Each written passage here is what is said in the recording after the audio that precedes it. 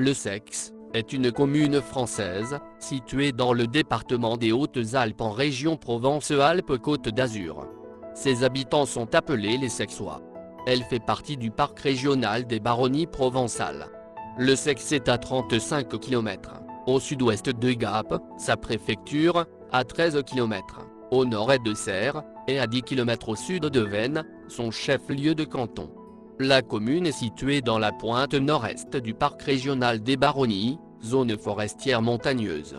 Elle est surplombée côté sud par une partie du Beauchêne, ou pays du Buèche, la montagne d'Aujour, le Jure, avec un sommet à 1834 mètres d'altitude, mitoyen entre le Sexe et Esparan au sud-est, proche de la commune de Savournon, au sud-ouest. Ce massif, qui domine les vallées de la Durance et du Buèche, est au carrefour des axes Sisteron, Grenoble, Valence, Gap dans le sud du département des Hautes-Alpes, relevant du pays du Buèche. La montagne d'Aujour est le dernier sommet bien individualisé du Beauchêne méridional, plus au sud la corniche titonique ne forme plus guère que des crêtes tout juste indentées, sans point culminant bien détaché.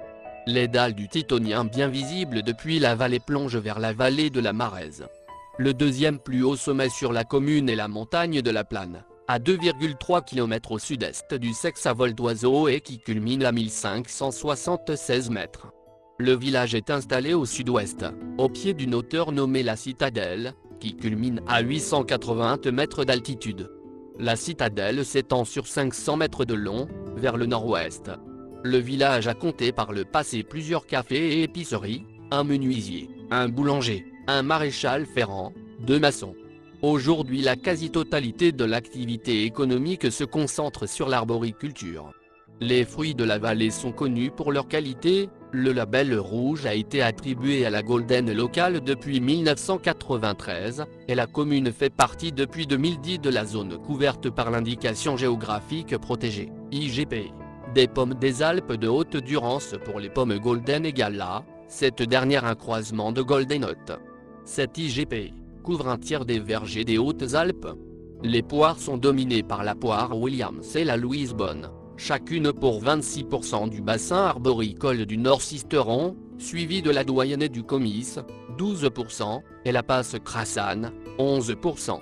Les fruits bénéficient d'un ensoleillement de 300 jours par an, avec des nuits froides pendant la période de maturation des fruits. Le froid empêche la dégradation des acides. Les vergers se sont beaucoup développés au détriment de l'élevage ovin, dont il ne reste qu'un troupeau. Une entreprise de pépinière et travaux paysagers s'est établie peu avant l'an 2000, sur la base de l'installation d'un jeune sexois voulant rester au pays. Des emplois ont ainsi permis à des jeunes de rester au village. Un autre jeune du pays a monté en 2011, une conserverie de produits naturels et locaux. La création du Centre international du Faï, dans les années 1990, a également permis des créations d'emplois, et un développement de l'activité dans le village. Actuellement, la municipalité essaie, en ayant acquis en réserve foncière, un ancien hangar agricole, de développer l'installation de nouvelles activités dans la commune. Une part importante de la population sexoise travaille dans les villes voisines, Veynes, Gap. Le Sexe, on prononce le 10, est la forme francisée du toponyme occitan, Locet. Le nom de la localité est attesté sous sa forme latinisée Césium en 1208, dans l'inventaire du Dauphiné, c'est, en 1247, Césium, au XIVe siècle, le C, en 1486, le C, en 1512. Ce toponyme dérive du mot latin, saxum, signifiant roche, rocher, rocher qui vit s'édifier l'ancien château de la Citadelle, détruit par les troupes protestantes de Montbrun, et l'Essdiguière, près duquel se développa le village. Aux environs de 2500 ans avant Jésus-Christ, des hommes ont habité les bords de la vallée du Rivet, affluent de rive droite de la Maraise, et qui conflue avec celle-ci, à 1 km en aval du Sexe. Une concentration de fragments d'objets, bouts de lame, de fossiles, pointes de flèches, racloirs, mais aussi nombre d'éclats, attestent la présence de plusieurs lieux de taille et d'utilisation du silex le long de ce ruisseau. On en trouve également, plus épars, à Barnèche, sur le passage qui conduisait autrefois à Oz, par le Sarret. appartenant à la période suivante. Une hache en pierre polie a été retrouvée près des rives du Rivet, ainsi que des hachettes celtiques, de nombreux objets en bronze, dans un tumulus de l'âge de bronze, abritant également des bracelets, et un collier en perles d'ambre, découvert aux Essanières. À l'époque gallo-romaine, des tuiles plates, et des vestiges de canalisation en terre, des débris de poterie, des sigillés, des pièces de monnaie datant de Galien, empereur de 253 à 268, de Maximin, empereur de 310 à 313, et de Faustine, retrouvés dans les environs du cimetière actuel, attestent la présence d'habitations durant la période romaine. Le nom Le Sex proviendrait du mot latin saxum signifiant rocher. Le village prend naissance à l'époque franque sur l'emplacement actuel du cimetière. Plusieurs sarcophages de pierre, contenant des squelettes, y ont été découverts. La première église y est construite, sous le vocable de Saint-Vincent. Au XIIe siècle, est érigée sur la hauteur nommée la citadelle, une tour carrée. C'est le premier château, donné par le baron, Régnier de la Val d'Oze, à un vassal qui en fera l'une des seigneuries les plus importantes de la Val d'Oze.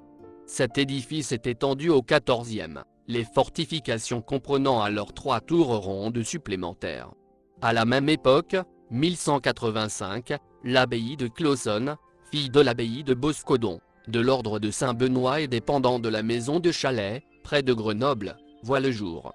Clausonne, qui vient du latin clausus, fermé, du fait de sa situation cloîtrée entre les montagnes, se trouve au cœur d'un cirque 2 km environ, au-dessus du village. Au XVe siècle, la seigneurie passe à la famille de Gruel. Le 16 août 1424, Jean de Gruel, chevalier du Sexe, est tué à la bataille de Verneuil, lors de la guerre de Cent Ans. Son fils, Pierre de Gruel, est président du Parlement du Dauphiné, à Grenoble. La famille de Gruel conservera la seigneurie jusqu'en 1770, date à laquelle elle fut achetée par la famille de Bimard. Le 8 mai 1573, le seigneur de Gruel, dirigeant l'armée catholique, est défait par les troupes protestantes de Montbrun et de Lesdiguières, qui détruisent le château sur la citadelle, avant d'infliger le même sort à l'abbaye de Clausonne. De Gruel fait alors construire, fin 16e, la seigneurie, belle bâtisse trônant au haut du village. Au début du XVIIe siècle, vers 1605, l'église actuelle est érigée, et devient l'église paroissiale, en remplacement des églises Saint-Vincent, au cimetière, et Sainte-Catherine, à côté du château, disparu. La veille de Noël 1682, un immense incendie détruit la moitié des quartiers des habitants, et celui du baron du Dilieu. Puis entre le 30 août et le 15 septembre 1692, les troupes du duc de Savoie envahissent et saccagent le village. La plupart des vieilles maisons en pierre du village datent de la reconstruction qui a suivi ces destructions. L'abbaye, à la suite de la visite de l'évêque en 1712, voit son chœur reconstruit pour servir d'église paroissiale à Clausonne, tandis que la nef est reconvertie en ferme. Son prestige perdure, puisqu'une procession y est organisée chaque année jusqu'à la Révolution. Les premières références à la scolarisation des enfants du sexe datent de 1704. C'est au XIXe siècle que la population du village a été la plus importante, approchant les 400 habitants en 1831. On compte alors de nombreux métiers au village: tisserand, cabaretier, maréchal ferrant, sage-femme, tailleuse, meunier, sieur de long, maçon, cordonnier, voiturier. Et bien sûr agriculteur, propriétaire, mais aussi domestique, ou pire, journalier. Enfin sont relevés quelques mendiants. À la fin du siècle, chaque année des Italiens viennent s'installer quelques semaines comme charbonniers dans les forêts de la commune. Et les jeunes femmes du village accueillent alors de nombreux enfants placés en nourrice. 59, entre 1880 et 1892, depuis Marseille, Paris, La Ciotat, Lierre, Gap, Rennes, ou du sud des Hautes-Alpes. Au cours du XIXe siècle, les digues sont construites le long des rives du Poutellier et de la Maraise, entre 1837 et 1858. Le torrent de Suzanne sera endigué en 1889. Parallèlement, 10 canaux d'arrosage sont creusés dans la première moitié du XIXe siècle, gérés par les syndicats des agriculteurs riverains, permettant l'irrigation de près de 43 hectares. Certains de ces ouvrages perpétueront leur office jusqu'en 1973, date de la création du réseau d'aspersion, à partir de la retenue artificielle de Pessier. Des foires agricoles sont organisées, chaque année dans le village, de 1843 à 1908, les 5 mai et 17 septembre. La commune de Claussonne, comptant de moins en moins d'habitants et peinant à se subvenir à elle-même, est rattachée à la commune du Sexe, en 1888, par décision du préfet et du conseil général. Les travaux communaux se multiplient dans la deuxième moitié du XIXe siècle, et au début du XXe, égout des fontaines en 1860, pont sur Poutalier au bas du village en 1862, tracé de la route actuelle et pont sur le Rivet avant le Sarret en 1867, ouverture de la route vers Claussonne dans les gorges du Gouravour de 1870 à 1878, pont sur Poutalier au nord du village, et ouverture de la route de la Bâche à 7 en 1876-1877, construction de l'école de 1900 à 1902, qui était destinée aux filles mais que la jalousie de l'instituteur a finalement fait attribuer à la classe des garçons, arrivée du téléphone en 1923, création du réseau d'adduction d'eau potable de 1925 à 1929, arrivée de l'électricité en 1936, apparition du premier tracteur en 1948. La Seconde Guerre mondiale ne touche que peu le village jusqu'en 1943, quand les Allemands franchissent la ligne de démarcation pour occuper l'ensemble de la France.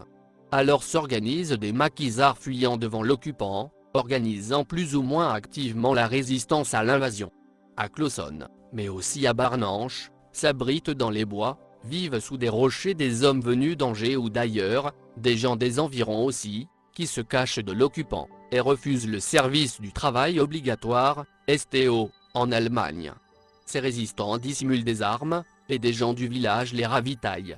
C'est le commandant Mauduit qui est chargé d'organiser les réseaux de la région. Il demeure la plupart du temps à Mont-de-Mort, où il côtoie François Mitterrand. Le commandant Mauduit vient fréquemment au Sexe. Monsieur Denisot, son secrétaire, prisonnier évadé d'Allemagne, s'installe au village et fabrique et fournit les faux papiers.